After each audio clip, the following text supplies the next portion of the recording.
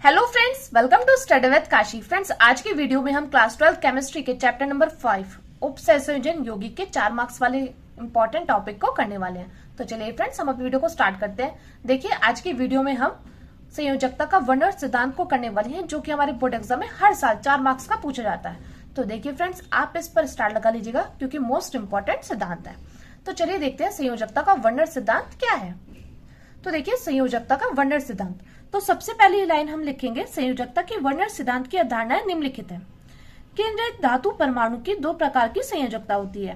पहली है प्राथमिक संयोजकता और दूसरी है द्वितीयक संयोजकता। यानी कि देखिए, आपको यहाँ पर देखना है कि संयोजकता के वर्णन सिद्धांत की अवधारणा क्या है, यहाँ पर निम्नलिखित है। और केंद्रीय धातु परमाणु की दो प्रकार की संयोजकता होती है। पहली क्या है, पहली प्राथमिक संयोजकता, दूसरी है द्वितीयक संयोजकता। यानी कि आपको संयोजकता के वर्णन सिद्धांत में ध्यान रखना है, जो हीरो है यहाँ पर वो है केंद्र धातु परमाणु आयन। तो यहाँ पर जो मेन है वो है केंद्र धातु परमाणु आयन। आपको ये बात ध्यान रखनी है।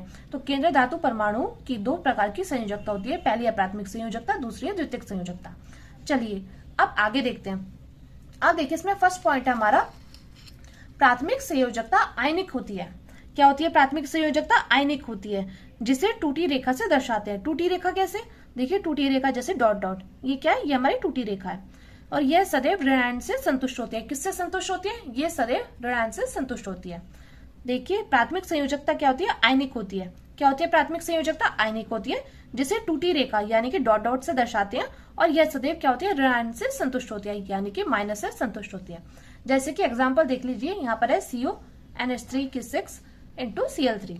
तो ये हमारा एग्जाम्पल है। अब इसमें बोला गया कि जो हमारी प्राथमिक संयोजकता क्या है? आयनिक होती है, जिसे डॉट डॉट से दर्शाता है, यानी कि टूटी रेखा से दर्शाते हैं। और यह सदैव ऋणायन से संतुष्ट होती है। यानी कि यहाँ पर जो केंद्रीय धातु है, ये किससे संतुष्ट होगी? Cl3 से संतुष्ट होगी, क्योंकि क्लोरीन जो होता है उस पर होता है माइनस चार्ज। अब देखिए, इसलिए हम यहाँ पर क्या करेंगे, हम यहाँ पर CO यहाँ पर रख देंगे, क्योंकि ये क्या है, ये केंद्रीय धातु है। अब देखिए, ये किससे दर्शाते हैं? इसको दर्शाते हैं टूटी रेखा से। यानी कि हमें क्या करना है, Cl3 3 बनाने हैं। Cl क्लोरीन कितने बनाने हैं? 3 बनाने हैं। तो dot dot dot dot Cl minus, dot dot dot dot Cl minus और dot dot dot dot Cl minus. मैं उम्मीद करती हूँ फ्रेंड्स, आपको ये फर्स्ट पॉइंट अच्छे से समझ में आ गया होगा। चलिए बढ़ते हैं अब अपने अगले पॉइंट की तरफ। तो देखिए, अगला पॉइंट क्या है? अगला पॉइंट हमारा, द्वितीयक संयोजकता अनायनिक होती है। क्या होती है द्वितीयक संयोजकता? अनायनिक होती है। यानी कि ये प्लस भी होती है, माइनस भी हो सकती है, और इनमें से कोई भी नहीं। तो द्वितीयक संयोजकता क्या होती है? अनायनिक होती है, जिसे ठोस रेखा से दर्शाते हैं। किससे दर्शाते हैं? इसको हम ठोस रेखा से दर्शाएंगे, यानी कि इससे डॉट डॉट से दर्शाएंगे, इसको हम ठोस रेखा, जैसे आप देख पा रहे हैं, इस रेखा से दर्शाएंगे। और यह लिगेंड से प्राप्त इलेक्ट्रॉन युग्मों से संतुष्ट होती है। किससे संतुष्ट होती है? यह लिगेंड से प्राप्त इलेक्ट्रॉन युग्मों से संतुष्ट होती है। तो द्वितीयक संयोजकता क्या होती है? अनायनिक होती है, जिसे ठोस रेखा यानी कि इससे दर्शाते हैं, और यह लिगेंड से प्राप्त इलेक्ट्रॉन युग्मों से संतुष्ट होती है। अब देखिए, सारे में हमने एक ही एग्जाम्पल को लिया है। तो देखिए, जब भी संयोजकता का वर्णन सिद्धांत हो आए एग्जाम में, तो आपके दिमाग में एकदम आना चाहिए कि हमने इसमें एग्जाम्पल क्या लिया था, CONH3 की 6 × Cl3। अब देखिए, इसमें बोला गया यह लिगेंड से प्राप्त इलेक्ट्रॉन युग्मों से संतुष्ट होती है। क्या संतुष्ट होती है? इसमें हमने किसको हीरो बनाया था? इसमें हमने हीरो बनाया था केंद्रीय धातु परमाणु को। तो क्या है, ये केंद्रीय धातु परमाणु ये लिगेंड से प्राप्त इलेक्ट्रॉन युग्मों से संतुष्ट होती है। लिगेंड क्या है? यहाँ पर लिगेंड है NH3, और CO क्या है? केंद्रीय धातु परमाणु आयन। तो NH3 यानी कि लिगेंड से प्राप्त इलेक्ट्रॉन युग्मों से संतुष्ट होती है। तो CO बीच में, यहाँ पर NH3 NH3 NH3 NH3, क्योंकि NH3 क्या है, उसकी उपसंयोजन संख्या है 6। तो इसलिए 1 2 3 4 5 6, इसलिए हमने ये और ये ठोस रेखाओं को दर्शाया। मैं उम्मीद करती हूँ फ्रेंड्स, आपको सेकंड पॉइंट भी अच्छे से समझ में आ गया होगा।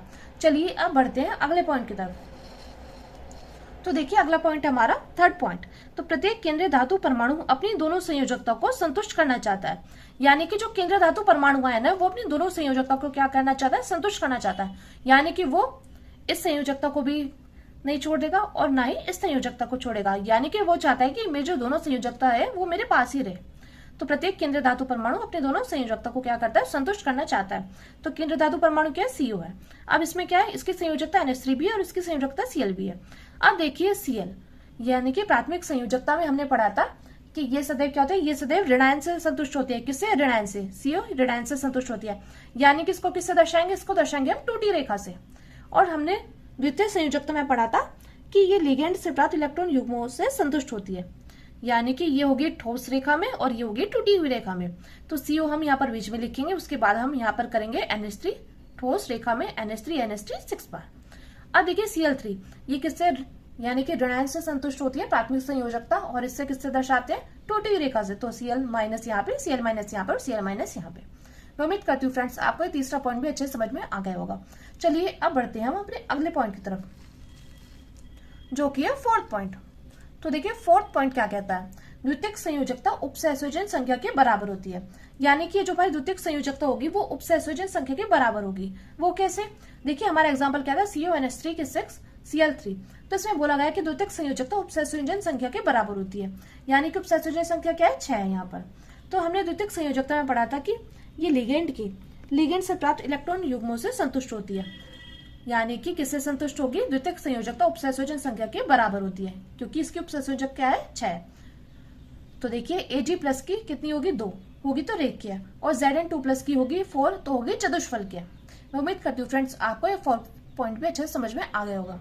चलिए अब देखते हैं अगले पॉइंट को,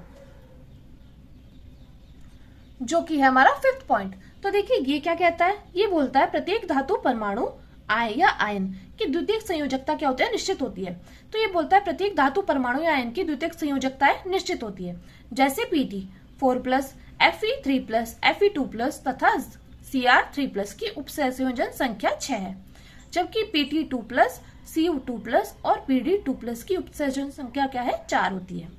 तो फ्रेंड्स ये था हमारा मोस्ट इंपॉर्टेंट वर्नर का सिद्धांत, जो कि हमारे बोर्ड एग्जाम में डायरेक्टली 5 मार्क्स का या कभी कभी 4 मार्क्स का भी पूछे जाता है। तो देखिए आपको इस सिद्धांत को कैसे लर्न करना है, आपको क्या करना है, आपको पहले तो इसे कॉपी में नोट डाउन करना है। उसके बाद आपको क्या करना है, उसके बाद आपको वीडियो को 3 से 4 बार देखना है, और उसके बाद आपको अपने लिखे हुए से 5 से 6 बार पढ़ना है, तो आपको अच्छे समझ में आ जाएगा।